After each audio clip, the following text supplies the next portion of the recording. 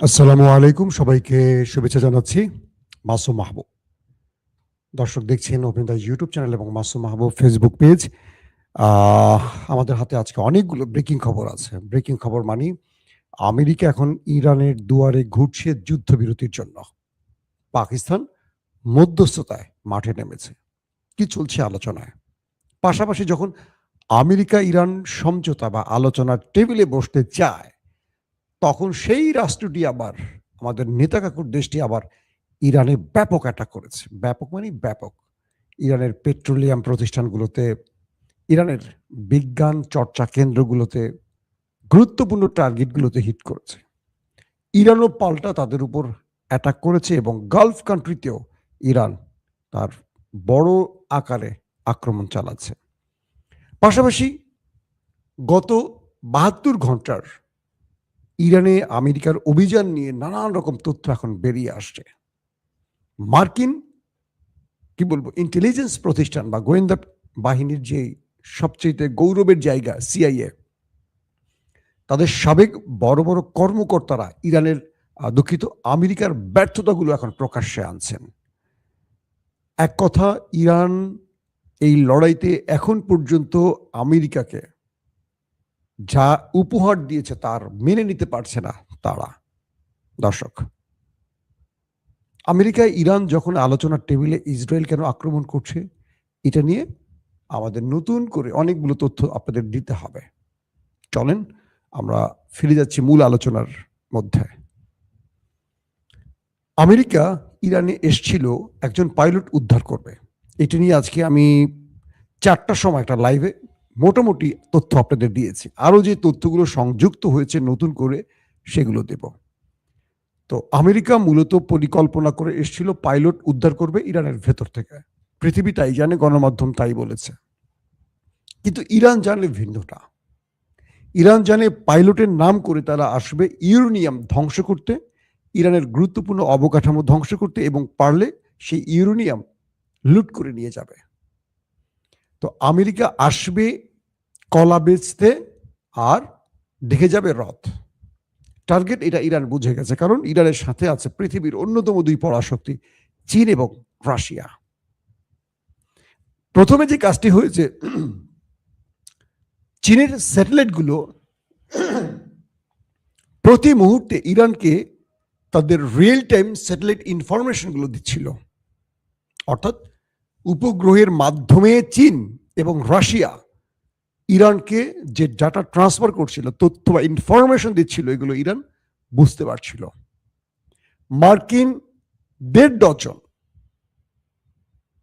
Aircraft, সেটা যুদ্ধ বিমান বলি, ড্রোন বলি, কিংবা রিফুয়েলিং ট্যাঙ্কার বলি বা হেলিকপ্টার বলি, এগুলো যখন ইরানের ইস্পাহান অঞ্চলের কাছে আসছিল, ধেয়ে আসছিল একটার পর একটা, যখনই সেগুলো ঘাঁটি থেকে ফ্লাই করেছিল, সঙ্গে সঙ্গে চীন ইরানকে রিয়েল টাইম ইন্টেলিজেন্স পাশাপাশি রিয়েল টাইম স্যাটেলাইট ইনফরমেশনগুলো দেওয়া শুরু করেছে।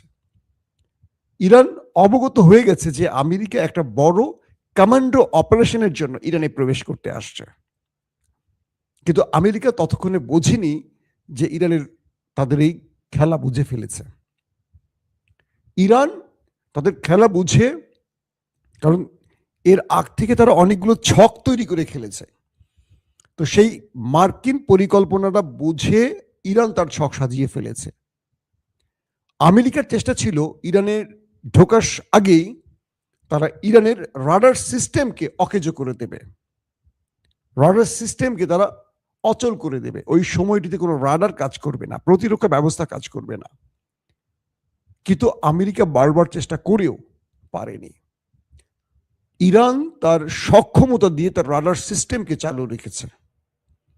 যখন আমেরিকান বিমানগুলো ইরানে ঢুকে গেছে, ইরানের অঞ্চলে প্রবেশ করেছে আকাশে, তখন পর্যন্ত পাইলটরা হেড মানে তাদের কন্ট্রোল রুমকে বলছে, বা তাদের মধ্যে যে আলোচনা হয়েছে সেখানে বারবার আলোচনা উঠেছে, ইরানের রাডার সিস্টেম তো কাজ করছে। মানে ইরান তখনই যখন মিসাইল মারা শুরু করেছে একটার পর একটা সেই মার্কিন এয়ারক্রাফটগুলোকে টার্গেট করে, তারা বলছে যে আমরা চেষ্টা করছি, তোমরা মুভ মানে সামনে আগাও।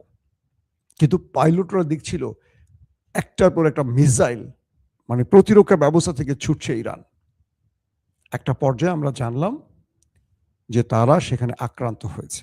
ইরান বলছে তারা একটা বিশেষ নতুন প্রতিরক্ষা ব্যবস্থা এই লড়াইতে ব্যবহার করেছে, যেটা প্রথম অ্যাটাকই করেছিল F-35-কে, এবং 1 ডজন মার্কিন এয়ারক্রাফট ক্যারিয়ার এই এক পাইলট উদ্ধারের নাটকে শেষ হয়ে গেছে। এগুলো সব ভিডিও চিত্র ইরান দেখিয়েছে বিশ্বকে। এটা নিয়ে আর কোনো দ্বিমত নেই, এটা কোনো মিথ্যাচারের সুযোগ নেই।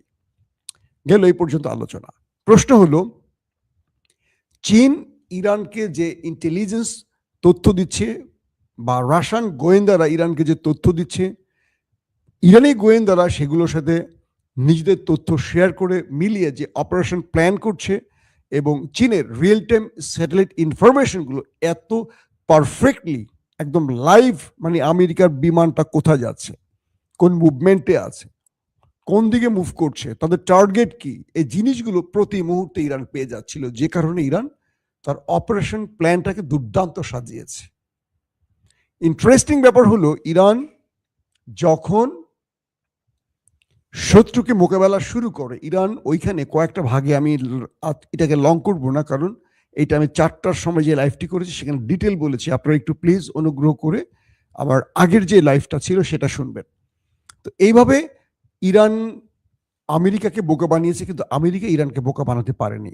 আমেরিকার ধারণা ছিল ইরান তার ওই পাইলটকে কেন্দ্র করে আমেরিকার সাথে লড়াই করবে। এই ফাঁকে সেখানে ধরেন 20 জন কমান্ডো ইরানের সাথে গোলাগুলি করবে, বাকিরা প্রায় 1000-এর মতো নাকি কমান্ডো ঢুকিয়েছে, 1000 বা 800, কেউ বলছে 1200। মার্কিন 1200 বা 1000 কমান্ডো সদস্য নিয়ে কোনোদিন একটা পাইলট উদ্ধারে যাবে পৃথিবীর ইতিহাসে শুনছেন? তার মানে তাদের লক্ষ্যটা ছিল আরো বড়। ইরানের ইস্পাহানের যে পারমাণবিক প্রকল্পটি আছে এটাকে ধ্বংস, এবং এখান থেকে ইউরেনিয়াম চুরি করা বা লুট করে নিয়ে যাওয়া, এটা ছিল ট্রাম্পের ফেস সেভিং এর সবচেয়ে বড় টার্গেট। যখন তিনি সেটি পারলেন না, তার প্রচুর সামরিক যান ধ্বংস হলো এবং ইরান এত বড় আকারে অ্যাটাক করলো, যখন আমেরিকা মোকাবেলা না করে উল্টো তাদের প্রচুর সেনা হারালো, তখন চাপে পড়ে গেল। কিভাবে? মার্কিন গোয়েন্দা প্রতিষ্ঠান, যেটা সবচেয়ে 1 নম্বরে বলা হয় সিআইএ, তাদের সাবেক প্রধান বড় বড় সিআই অফিসাররা বলতে শুরু করেছে আমেরিকাকে পুরোপুরি বেজ্জতি করে ছেড়ে দিয়েছে ট্রাম্প। ট্রাম্প তার বোকামির জন্য, ট্রাম্প তার পরিকল্পনাহীন প্ল্যানের জন্য, গোয়ার্তুমির জন্য ইরানের মতো দেশের কাছে পরাশক্তি আমেরিকাকে পুরো কাপড় খুলে ছেড়ে দিয়েছে, বেজ্জতি করে ছেড়ে দিয়েছে। আমি বলছি না, সিআইএ এর বড় বড় অফিসাররা বলছে। কি সেটি? যে ট্রাম্প এখন যা কিছু করছে আমেরিকাকে আরো খাদের কিনারায় নিয়ে যাচ্ছে, সিআইএ বলছে।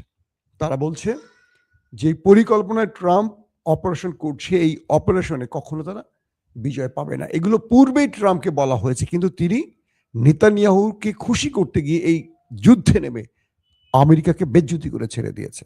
তার মানে আপনারা বুঝে গেছেন এই লড়াইতে আমেরিকার অর্জন, মানে ঝুলিতে কোনো অর্জন নেই। নতুবা এই কথাগুলো কেন সিআইএ অফিসাররা বলছেন? এখন আসেন যে বিষয়টি নিয়ে আমাদের আরো গুরুত্বের সাথে আলোচনা করতে হবে। ইরান এই মুহূর্তে তার আকাশ প্রতিরক্ষায় নজর দিচ্ছে, কারণ ভালো আক্রমণ শুরু হয়ে গেছে। যখন পাকিস্তানের মধ্যস্থতায় ইরান এবং আমেরিকার মধ্যে যুদ্ধবিরতির কিছু আলোচনা চলছে, অর্থাৎ আমেরিকা পাকিস্তানকে ব্যবহার করে ইরানের কাছে কিছু প্রস্তাব পাঠিয়েছে যুদ্ধবিরতির জন্য।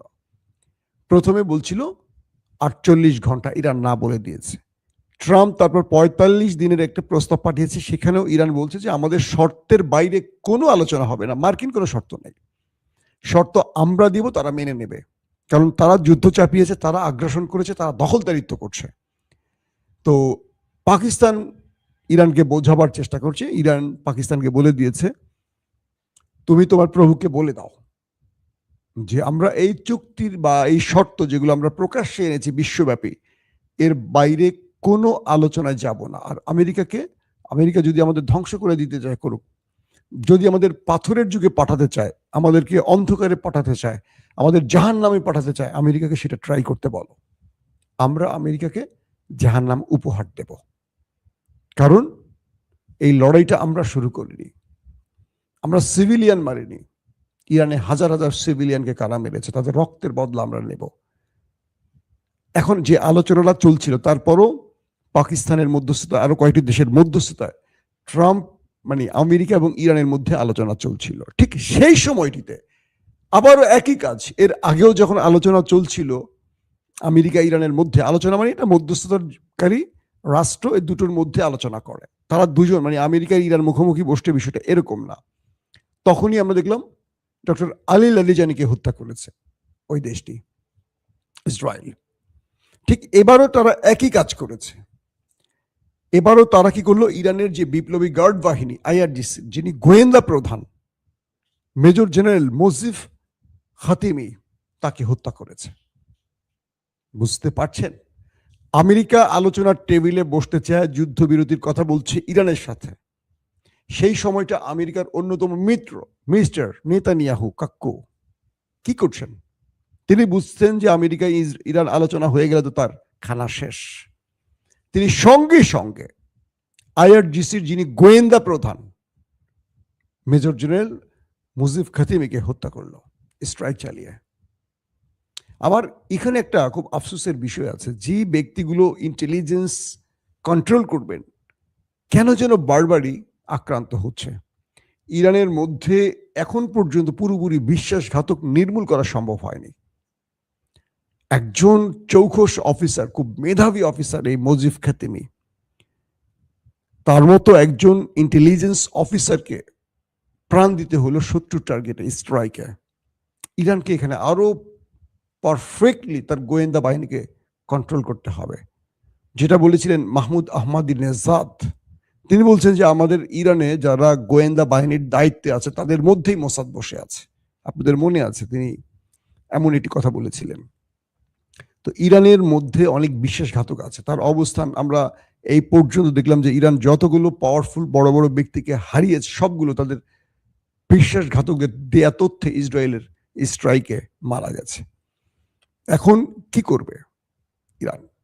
এই গোয়েন্দা প্রদানের একটা বড় শূন্যতা তৈরি হবে, কারণ তিনি আইআরজিসিকে এই যে আজকে সফলতা, তার পিছনে এই ব্যক্তির অনেক বড় অবদান আছে। হ্যাঁ, তার স্থলাভিষিক্ত হবেন সেকেন্ড কেউ, তার স্থলাভিষিক্ত হবেন কেউ, কিন্তু এই মেধাবী বড় বড় কর্মকর্তাগুলোর যারা লম্বা সময় ইরানকে সার্ভ করেছে, ইরানকে এতদূর টেনে এনেছে, তাদের মৃত্যুগুলো ইরানকে সত্যিকার অর্থে অনেক ক্ষতিগ্রস্ত করবে। দর্শক, তো যখন আলোচনার টেবিলে ইরান আমেরিকা, তখন ইসরায়েল ইরানের মধ্যে ব্যাপক অ্যাটাক করেছে। এর মধ্যে ইরানের পেট্রোকেমিক্যাল যে প্রকল্পগুলো আছে, প্রতিষ্ঠানগুলো আছে, সিরিজ অ্যাটাক করেছে ইরানের এই পেট্রোকেমিক্যাল, যেখান থেকে ইরানের জ্বালানি উৎপাদন করে রপ্তানি করা হয়, সেই মূল স্থানগুলোকে টার্গেট করে হিট করেছে ইসরায়েল। পাশাপাশি তাদের বিজ্ঞান গবেষণা কেন্দ্র থেকে শুরু করে কয়েকটি গুরুত্বপূর্ণ স্থাপনায় ওরা অ্যাটাক করেছে।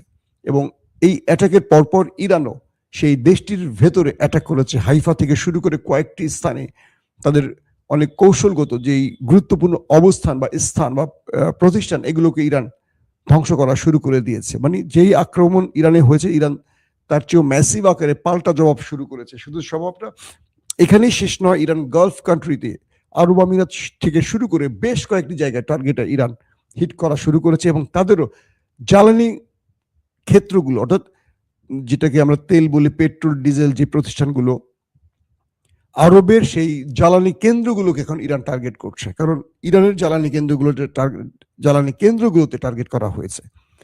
এবার ইরানও তাদের জ্বালানি কেন্দ্রগুলোকে টার্গেট করে হিট করছে। সিরিজ হিট চলছে দুই পক্ষের মধ্যে।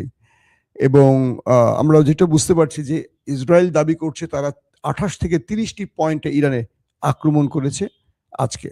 এবং আগামীকাল ট্রাম্পের সেই মঙ্গলবার ধারণা করা হচ্ছে ট্রাম্প আগামীকাল ইরানে এই যাবৎকালের সবচেয়ে বড় আক্রমণটি করতে পারেন। আর ইরান তারা জানিয়ে দিয়েছে তারা যা কিছু করবে তার পাল্টা ইরান তাই করবে। এখন ইরানের কাজগুলো করে যাচ্ছে তারা।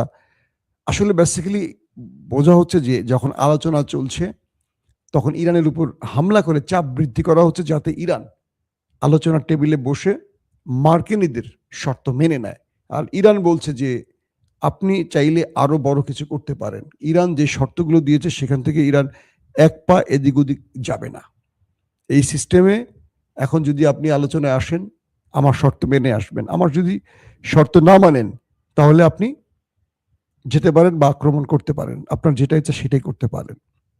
দর্শক, এখন এই লড়াইটা আজকে যেটা শুরু হয়ে গেছে এটা আরো বড় আকারে চলে যেতে পারে। ধারণাই করা যাচ্ছে যে ইরান বড়সড় আক্রমণের শিকার হতে যাচ্ছে বা শুরু হয়ে গেছে আক্রমণ। ইরানও পাল্টা জবাব দিতে শুরু করেছে এবং গালফ কান্ট্রি এই লড়াইতে সবচেয়ে বড় ক্ষতির মুখে হয়তো বা আজকে থেকে পড়া শুরু করবে। তাদের মূল অর্থের উৎসই হলো এই জ্বালানি, তেল, গ্যাস। ইরান এগুলোকে মোটামুটি ধ্বংস করে ছাড়বে, ইতিমধ্যে হিট করা শুরু করে দিয়েছে। তো দর্শক, আমরা এখনকার মতো বিদায় নিতে চাই। আজ রাত 11টা থেকে 12টার মধ্যে আল্লাহ চাহে তো আরেকবার হাজির হব আপনাদেরকে ব্রেকিং সংবাদ দেওয়ার জন্য। এখনকার মতো বিদায় নেই। আমার জন্য অবশ্যই দোয়া করবেন, মুসলিম বিশ্বের জন্য দোয়া করবেন, মানবতার পক্ষে বিজয় আসুক এই প্রত্যাশা করি। আল্লাহ হাফেজ।